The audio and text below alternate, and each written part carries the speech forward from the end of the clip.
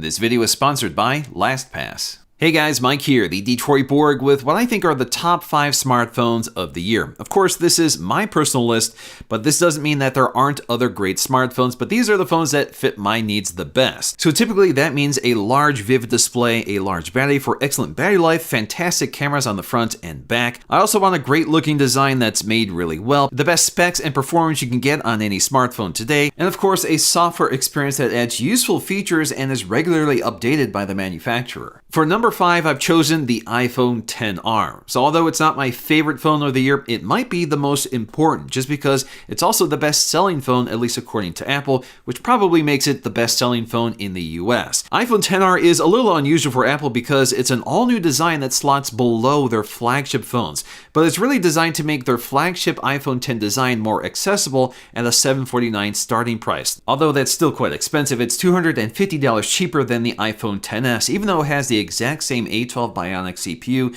the same Face ID technology, and a very similar look to the iPhone XS with an edge-to-edge screen that Apple calls the Liquid Retina display. So essentially that means we have an LCD screen instead of an OLED screen. iPhone XR has most of the same features of the XS, including stereo speakers, wireless charging, fast charging over the Lightning connector. We also have a water resistance rating, although it's not quite as high as the iPhone XS. Although the XR has the exact same main wide-angle camera of the XS and XS Max, it didn't pick up the telephoto lens. But thanks to the image processor and the focus pixels of the camera sensor, we still get most of the portrait effects available on the flagship phones. Some of those cost-cutting compromises actually come with some benefits. For example, we have the best battery life among all of the iPhones. And that's thanks to a thicker design which allows for a bigger battery life, but also a lower resolution screen, which means it's not pushing as many pixels. The XR also uses aluminum instead of stainless steel, which means we get a lot more vibrant color options than the iPhone XS. And although it's much cheaper than the iPhone XS, the screen is quite a bit bigger at 6.1 inches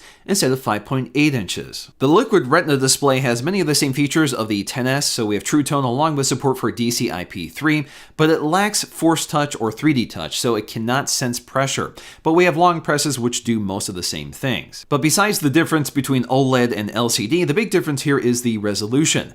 So we have a pixel density of 326. That's the same on the iPhone 7 and the iPhone 8. That's quite a bit lower than the 458 ppi of the iPhone XS or XS Max. For the most part, this display looks fantastic. You can't tell the difference between this and other smartphones. The only time this really crops up is when you're looking at some text, and it isn't quite as sharp as it is on other flagship smartphones. For number 4, I've chosen the OnePlus 6T. This is another instance where OnePlus has delivered one of the best values in the smartphone world, but also delivers one of the best phones, period, regardless of price. It happens to have one of the best looking designs on any smartphones. It has a really high resolution display that goes almost edge to edge, and one of the best looking notch designs among all of 2018 smartphones. And despite its low price, it delivers some of the best specs of any smartphones on my list. So we get up to 8 gigs of RAM, the same Snapdragon 845 in the $1,000 smartphones on my list, and some features that none of the other phones have, including an in-screen fingerprint reader. OnePlus also has the fastest wire charging solutions on any smartphones,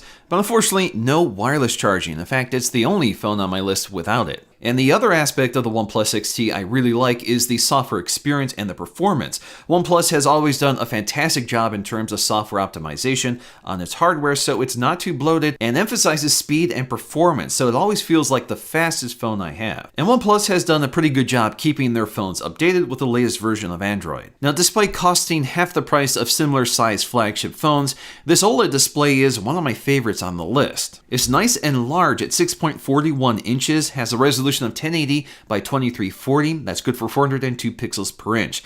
So again, we have OLED, a larger screen, and sharper resolution than the iPhone XR that costs quite a bit more. Besides wireless charging, the only other thing it's missing is a set of stereo speakers like the rest of the phones on my list. Otherwise, at $549, this is an unbeatable value, especially when we start talking about my next phones. Before I get to my top 3, I just want to talk about today's sponsor, LastPass, the first app I install on all of my new devices. One of the biggest challenges of using so many different devices is just keeping all those passwords synced together.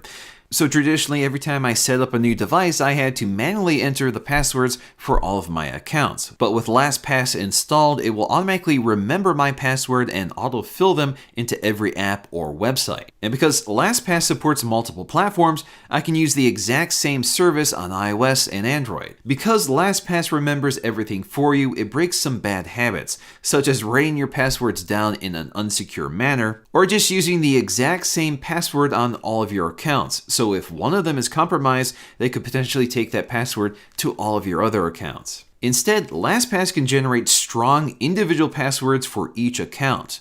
And the only thing you have to remember is your master password for LastPass, which you can also secure behind multi-factor authentication. So if you guys want to check out LastPass, I highly recommend it, and you'll find a link in the description below. Thanks again to LastPass for sponsoring this part of the video, so let's move on to my top 3. So the rest of my list is basically a 3-way tie. So the top 3 smartphones include the iPhone XS Max, the Galaxy Note 9, and the Google Pixel 3 XL. Now, the reason they're a 3-way tie is that they each have features that one of them is better at than the other, but they all, in aggregate, are fantastic smartphones that I can highly recommend to anybody. So first up, let's talk about the iPhone XS Max. This is the most expensive phone on my list, starting at $1099 and maxing out at $1449 if you want 512 gigs of storage. There is a smaller version, the iPhone XS, which is also cheaper at $999. It's basically the exact same phone as the XS Max, but the XS Max gets you a larger display and a bigger battery for better battery life. So obviously, that's the phone I'm going to pick here. Now personally, I think the iPhone XS Max is the best looking smartphone on this list. It's made of stainless steel, so it has a unique finish that the others don't have. But it's also the only phone that has a completely symmetrical bezel, top to bottom. So besides a really thin bezel, the display pretty much goes edge to edge.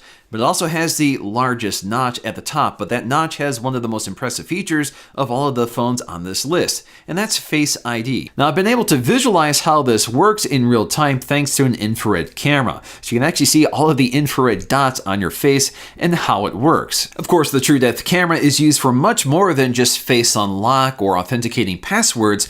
We can also use it for things like Animojis or Memojis. Now, we've seen similar capabilities from other smartphones, at least in terms of unlocking your device, but not only is this more secure, but also works in more environments. So you can use this in pitch black or in direct sunlight. At 6.5 inches, this is the largest display of all the phones on my list. That's typically not something I get to say about an iPhone. So we have a resolution of 1242 by 2688 that delivers a pixel density of 458. So it's a really sharp Super AMOLED display with bright, vivid colors. It's not the brightest display on my list. It gets to about 600 nits, but the Note 9 goes to about 1000 nits. But it's noticeably brighter than the Pixel 3 XL. We also have a ton of other display technology, so this supports Dolby Vision and HDR10. We have the wide color spectrum of DCI-P3. We also have 3D touch, so we have pressure sensitivity and haptic feedback. And like other Apple devices, this is a True Tone display, which is by far my favorite adaptive display technology on any phone. The XS Max also got a new set of stereo speakers, and they're definitely the best sounding speakers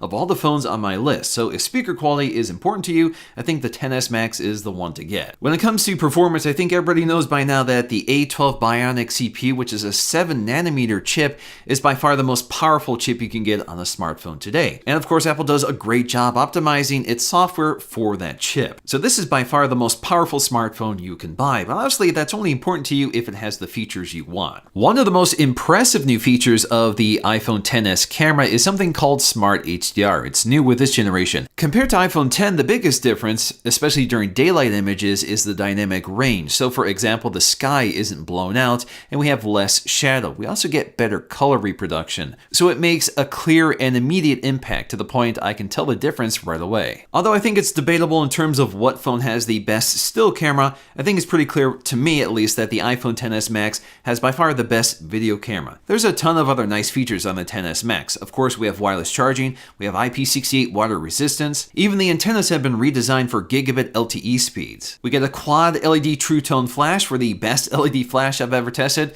but more importantly, we also get a new set of microphones for the best audio pickup I've ever experienced on a smartphone. But of course, if you don't like Apple or iOS and want to take full advantage of Android and Google, there are two great options to take a look at, And first up is the Pixel 3 XL. So the Pixel 3 XL is the most affordable phone in my top 3 at $899 to start. But as always, the Pixel represents exactly what Google wants Android phones to be. So we get the most current version of Android, which is always the most important thing to me. And we also get a really good looking interface that's been highly optimized without a lot of extra bells and whistles. But unfortunately, this is definitely not the best looking phone on my list. At least I don't think it is, but I think that can be overstated because once you're using the device, you don't really mind some of the appearance issues.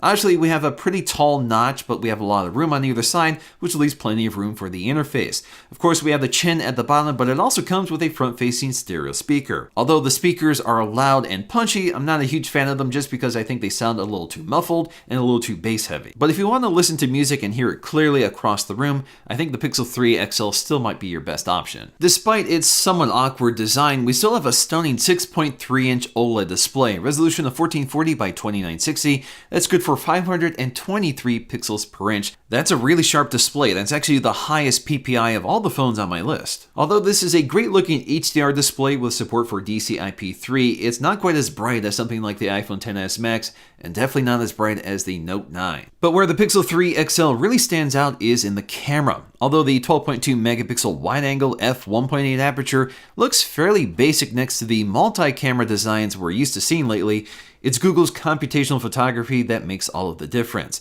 Perhaps the most striking example of this is the night sight mode. It's literally the difference between night and day, and something iPhone certainly can't do inside the camera app. It brings up detail you had no idea was in the image, and what's truly remarkable is the way it finds color in an image, especially when there's no light to begin with. Most long exposure modes tend to oversaturate, but night sight manages to preserve a natural color range, which is a big part of what makes these images so stunning. Beyond night sight, the Pixel 3 XL generally handles dynamic range better than any other smartphone I've seen, but there can be a little more inconsistency in terms of white balance and sharpness. Now, the Galaxy Note 9 is one of the few phones that managed to escape 2018 without a notch, so that's definitely a good thing. So that means the Note 9 display isn't the largest one here at 6.4 inches. We have a resolution of 1440 by 2960. That's good for 516 ppi.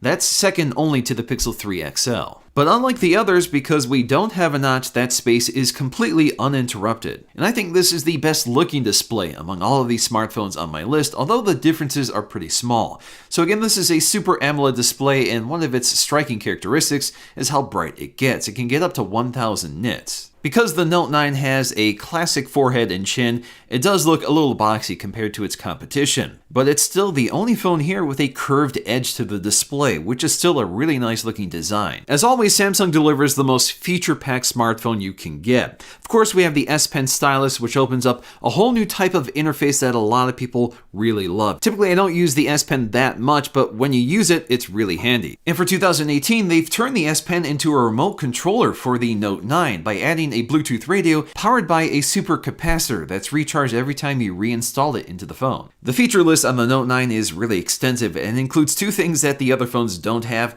which is a headphone jack and a micro SD card tray. But we also get some other familiar features like a fingerprint scanner and an iris scanner with face detection. But something that is a welcome change for the Note 9 is a set of stereo speakers. This fixes one of the biggest issues I've long had with Samsung phones, which was speaker quality, so they've dramatically improved it, although it's definitely not the best sounding stereo speakers here. So at $1,000 to start, this is the second most expensive phone on my list, and we have specs that keep up with that. So we have 8 gigs of RAM and the Snapdragon 845, the same one that's basically in every other flagship smartphone. But the most important spec here is the 4000 milliamp hour battery. That's by far the biggest of any of the phones I have on my list, which also means that the Note 9 has the best battery life of all smartphones I tested this year. In terms of software, Samsung definitely is on the extreme side of customization. There's a ton of Samsung features packed into the OS. But Samsung has done a great job optimizing the features to be useful and to run well on this hardware. So Samsung really does a great job maximizing the usefulness of this device, especially this large screen size and the S Pen stylus. In terms of camera hardware, the specs are somewhat similar to the iPhones. We have a dual camera setup with a telephoto lens. Both are also 12 megapixels with optical image stabilization, and the one thing that the Note 9 does extremely well is sharpness. Images come out extremely sharp, almost to the point it almost looks over sharpened, but the amount of detail you can get out of bright images on the Note 9 seems to be the best I've tested this year. Although we don't quite get the computational magic of the HDR mode on the iPhone or the Pixel 3 XL, color and dynamic range do look pretty good, but the Note 9 does tend to overexpose. Note 9 also does a great job in low light, bringing up a lot of color, but it does tend to over-soften images to reduce noise. Alright guys, hope you enjoyed this look at my top 5 picks, but what I want to know from you is, what are your top 5 picks? So please let me know in the comment section below, and I'll be there to take a look at them. Hope you guys stay tuned to the channel in 2019, and I'll see you again in my next video.